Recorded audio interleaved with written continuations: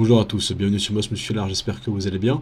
Alors désolé pour la vidéo qui sort de manière un petit peu tardive, j'avais prévu une autre vidéo que j'avais tournée pendant la nuit juste après les finales, et malheureusement bon j'ai eu des petits soucis avec cette vidéo là et finalement donc elle n'est pas sortie et j'ai dû recommencer aujourd'hui avec cette vidéo d'analyse en voice-over.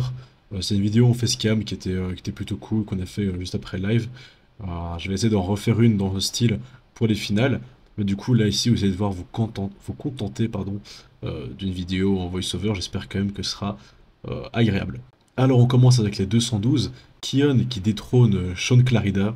Alors, moi, j'ai pas été 100% d'accord avec les résultats. Je pense que c'est une décision qui est, alors, je vais pas dire récemment controversée, mais qui a quand même pas mal divisé. Tout le monde n'est pas nécessairement d'accord là-dessus. Et alors, les raisons, c'est que Kion est beaucoup plus esthétique, mais il y avait quand même une belle différence, question condition. Et alors, le dos et les abdos de Kion, pour moi, sont un petit peu un problème pour le moment. Dans son dos, c'est un petit peu son point faible, hein. Il est très beau de face, mais dès qu'il se retourne, je trouve que c'est peut-être là où il est le plus faible. Et alors, au niveau de ses abdos, vous allez me dire, mais il fait un vacuum magnifique, pourquoi tu parles de ses abdos? Le problème, c'est pas le vacuum, c'est que quand il est un petit peu relâché, il y a quand même un gros espace qui se fait, un peu comme Ronnie Coleman en fin de carrière. Et donc, toutes les transitions, etc., où il n'est pas en vacuum, ça se voit et c'est vraiment pas très beau, je trouve. Ça commence à être un peu trop détendu. Et donc, je pense que ça pourrait lui coûter à l'avenir, en fait, la ligne extrêmement esthétique qu'il a. Alors c'est sûr aussi que Kion il est beaucoup plus esthétique, hein. Je dirais même que là ici il était mieux que Derek à l'époque où il a battu Sean, donc je comprends qu'il ait battu Sean ici, mais j'ai quand même hâte de voir la revanche entre les deux l'année prochaine, parce que là c'est certain que Clarida va revenir à 100%, voire même mieux que cette année, pour essayer de récupérer son titre, et du coup j'aimerais bien voir si Kion, Pearson est capable de défendre sa victoire et s'imposer comme le nouveau Mister Olympia en 212. Après, au tout début de sa carrière, je sais qu'il a aussi quelques envies d'aller en Open, donc peut-être qu'il va faire comme Derek Lunsford et après switcher en Open. Ça, je sais pas trop, hein, ça va être c'est lui qui en parlera. Et alors, j'ai aussi très hâte de voir la carte des scores parce que je pense que la décision n'était pas nécessairement unanime. Je pense pas que tous les juges ont mis Kion en premier, donc à voir. Alors, toujours sur le 212, je trouve aussi que Kirit Badjo, qui a fait quatrième, méritait la troisième place devant Piotr.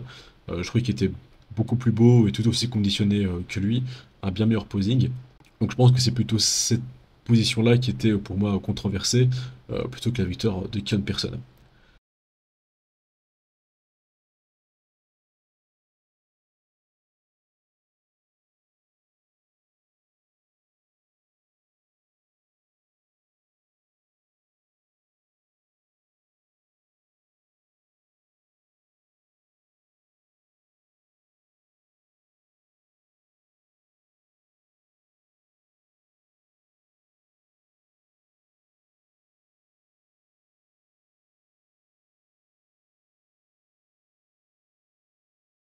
Et ensuite, donc, très très tard le soir ou très tôt le matin, comme on veut, on a eu les Open qui sont passés, hein, les pré-judging, donc on va regarder ça d'un peu plus près. Hassan Mustafa, que j'avais prédit donc, dans le top 10, là ici, je suis pas sûr qu'il fera un top 10 parce que il est complètement off à un niveau condition.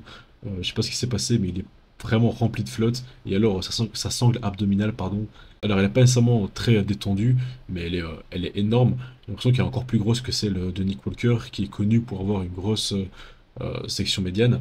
Donc Hassan, vraiment pas ouf du tout.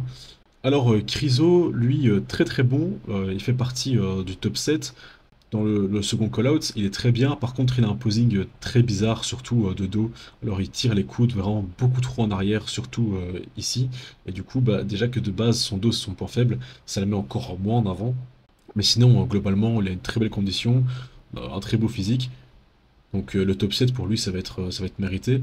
Et Brandon et Andrew Jack se battent tous les deux pour la quatrième place. Alors je trouvais que les deux sont pas ouf en condition. Bon, Brandon, on peut dire qu'il est un petit peu excusé hein, à cause de son indigestion. Maintenant, Andrew Jack, j'ai pas vraiment d'excuses pour cette question-là.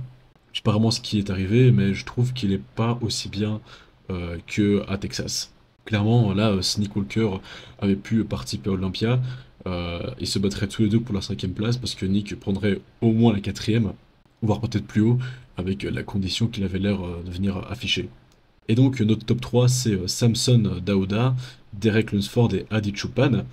Alors Samson, là ici, il est dingue, hein. Je trouve qu'il manque quand même pas mal de sèche de dos, surtout sur les fesses et sur le bas du dos. Il a la peau, pardon, qui est un petit peu épaisse, mais je trouvais qu'il était de mieux en mieux au fur et à mesure que la compétition avançait.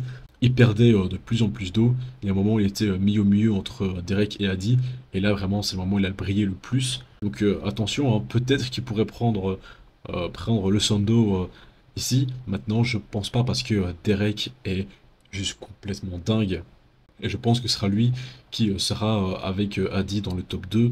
Et je pense même que Derek prendra le top 1. C'est quasi certain pour moi. Sa condition, alors elle est un peu à l'opposé de celle de Adi parce que lui c'est de dos où il est le plus conditionné. Mais en tout cas, voilà quoi. Derek, c'est un vrai monstre là ici. Il a des stries de partout sur les fesses. Elles sont hyper profondes. Son dos, ça n'a rien à voir avec celui de l'année passée, hein. Il est 3 fois comme avant. Là, il fait peur son dos. C'est incroyable. Et je dirais même que je lui donne la plupart finalement des pauses. Parce que c'est vrai que Adi, il est excellent de face et il a aussi bien progressé, surtout sur, je trouvais, les épaules. Mais pour moi, déjà, les deux poses de dos, lat spread et double biceps de dos, c'est pour Derek. Le side chest, c'est pour Derek. Bien que ce soit un petit peu serré avec Adi, parce que Adi est quand même plus défini sur les épaules et les pecs. La pose triceps, pareil, c'est un peu serré. Le Asem Ties, pareil. Et alors Adi Chopin, lui, prend le MOS musculaire. Mais voilà, Derek, il prend au moins 3 poses très très faciles, voire plus. Donc je pense qu'on aura un nouveau Mister Olympia en Open. Et en fait, cette année, je pense qu'on va avoir beaucoup de nouveaux Mister Olympia. Je pense que ce qui va rester, c'est Chris Bumstead en classique physique. Mais déjà qu'on a un nouveau en 212, très probablement un nouveau en Open. Et de ce que j'ai vu pour les masses physiques, on risque aussi d'avoir un nouveau Mister Olympia.